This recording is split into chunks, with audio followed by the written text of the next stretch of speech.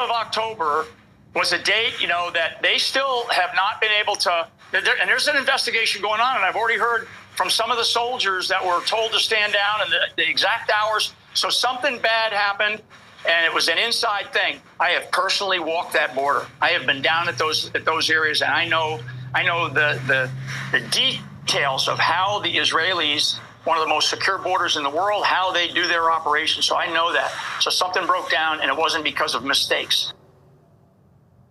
Today, former U.S. National Security Advisor Mike Flynn stunned Steve Bannon with the statement that you just heard him make in regard to October 7th, the day that Hamas committed atrocities against the Israeli people, giving the Israeli government the excuse that it's always wanted to essentially brutalize, terrorize the Palestinian people in Gaza. They also did so in the West Bank, even though the West Bank has nothing to do with October 7th. And now they're going to annex the West Bank and the Gaza Strip. Now, reporting from The Dissident, by the way, also sheds light on some new testimony from an IDF soldier who suggests that Israel may have intentionally allowed the October 7th attack to happen. This is an IDF soldier. This is reported by Israel's Channel 7 News and The Dissident. Now, before we get to the latest reporting on this, let me just remind you all that dating all the way back to November 30th of 2023, so almost 2 months after the October 7th attacks, there was a piece written in the New York Times that definitely grabbed our attention. We covered it. The piece was titled, "Israel Knew Hamas's Attack Plan More Than a Year Ago." Again, this was published in 2023, meaning they knew a year prior to the actual attack. A blueprint reviewed by the Times laid out the attack in detail. Israeli officials dismissed it as aspirational and ignored specific warnings. Now, this would also be a good time to remind you all that Benjamin Netanyahu, the current prime minister of Israel, is the one who facilitated the funding of Hamas. That can't be repeated enough, but somehow it never gets talked about in the U.S. media. Now, back to that New York Times piece, it indicated that Israeli officials had obtained the detailed Hamas battle plan for October 7th, a year prior to the attack happening. The translated document, which was reviewed by the New York Times, did not set a date for the attack, but described a methodical assault designed to overwhelm the fortifications around the Gaza Strip, take over Israeli cities, and storm key military bases, including a division headquarters. Hamas followed the blueprint with shocking precision. The document called for a barrage of rockets at the outset of the attack, drones to knock out these security cameras, and automated machine guns along the border, and gunmen to pour into Israel en masse in paragliders, on motorcycles, and on foot, all of which happened on October 7th. Again, the blueprint was discovered and was available for the Israeli authorities to view and to prepare for. But they didn't. More. The document circulated widely among Israeli military and intelligence leaders, but experts determined that an attack on that scale and ambition was beyond Hamas's capabilities, according to documents and officials. Now, at the time that we covered this reporting from the Times and this huge bombshell report, really, it hadn't occurred to me at that moment that we're talking about Israel here. You know, the perpetual victims, the most neurotic and paranoid people on the planet. They think everyone hates them. They think everyone's a terrorist. So you're telling me that the Israeli government and military had the blueprint for Hamas's October 7th attack a year in advance and didn't do anything to prepare for it? Really? Really? Interesting. Interesting. Okay.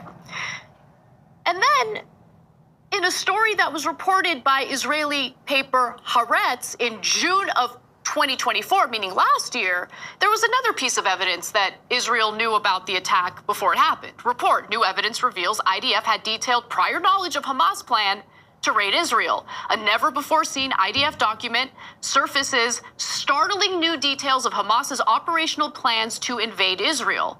The report outlines Hamas orders to take between 200 and 250 Israeli hostages. Okay.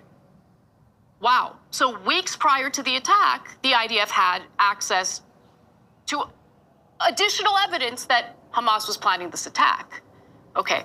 So the report on this new document that the IDF obtained said the following. So this newly surfaced document reveals that Israeli Defense Forces and Israeli intelligence systems had detailed knowledge of Hamas's plan to raid Israel, including the we have this damning testimony from an IDF soldier who was on duty on October 7th. And this testimony is reported on in Channel 7 in Israel. So Israeli media to some extent is covering this. No one in the U.S. seems to have any interest in covering it. The Dissident has reported on it, but that hasn't gotten much attention. This was reported days ago. Luckily, I found this report and felt that it was important to share with you all. So, Shalom Shidrit, who is a Golani fighter who took part in the battles on October 7th, suggests that Israel intentionally allowed the attack to happen. Well, that's a big accusation. So, the force at the Pega post, where this IDF soldier was stationed, was supposed to protect the kibbutz Be'eri, which was one of the targets of the, Hamas terrorists who showed up and killed innocent people. Reporting on the testimony, Israel's Channel 7 reported that at 5:20 a.m. on October 7th, this IDF soldier said, "We were playing on the phone and suddenly a strange message came up from my deputy commander." And what he says on the radio is something like this, quote, "I don't know why, but an order was given that there would be no patrols in the Gaza fence until 9 a.m.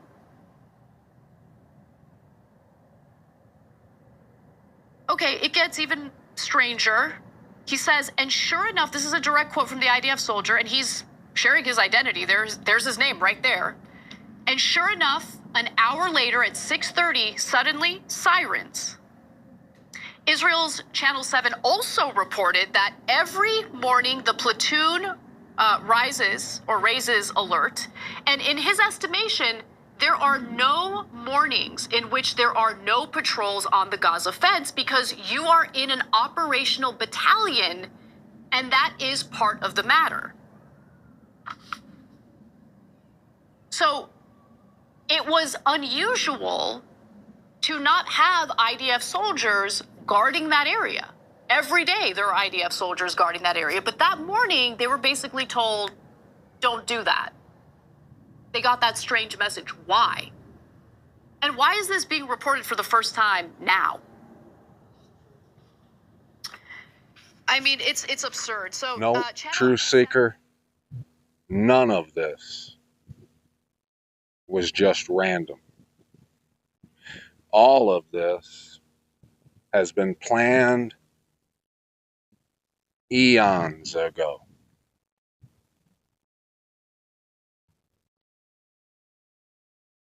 The sign of the flying scroll that came on October 5th, 2023, was planned eons ago.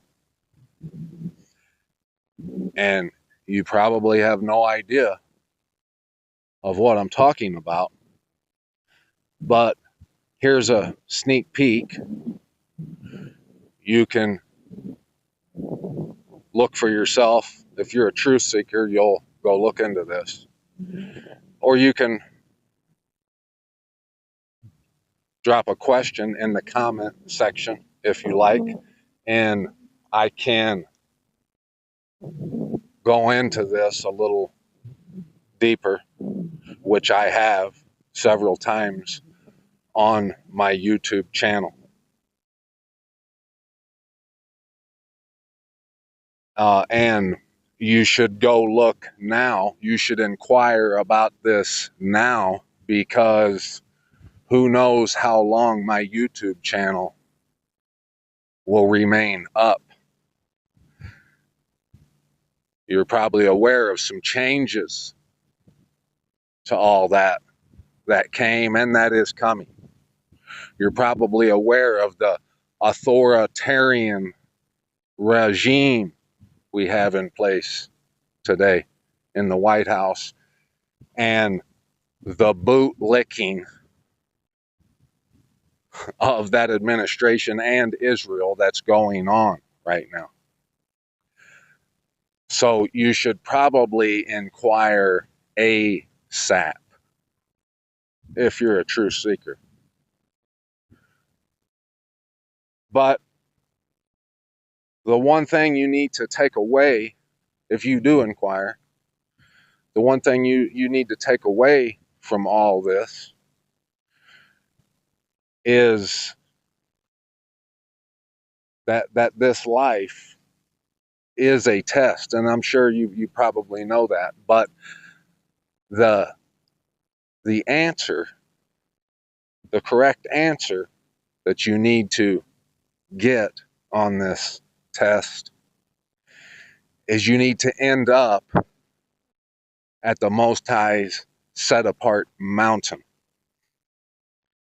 It was hidden from our eyes before, and all this Israel business and the 2 world wars and the world war we're about to enter into that we already are in, you probably know that, all these things are because of the Most High set apart mountain. And the reason that they gave us the imposter was to destroy all the frauds and the phonies, all the people who've been claiming to love and serve the Most High. They are getting swept up with the broom of destruction because this has all been a game to them.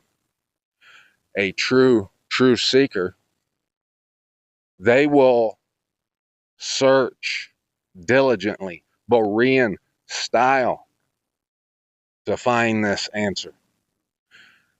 And when they do, when they go looking, they're going to see all through the Bible, every prophet, everything the Messiah said, all of Revelations, and extra books, Enoch, Second Esdras.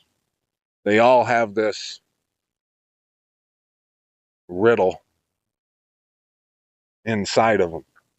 Every one of them tells you that the land, Sion, the set apart mountain, would be hidden from us.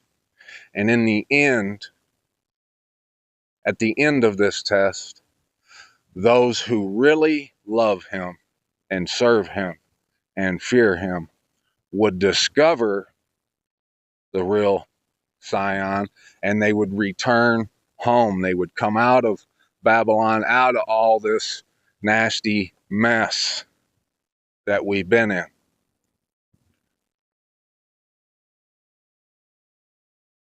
And like I've been saying, there's no sense in arguing with Christians. They are being exposed right now for the hoe of Babylon that they are. Israel, these liars, these imposters, these genocidal psychopaths are being exposed for what they are right now.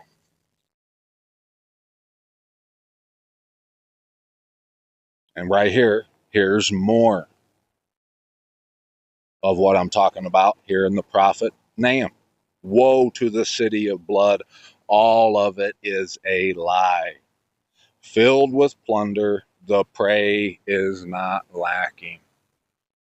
Look at all the prey. Look at all the people who are going to go down, that are going down with that ship,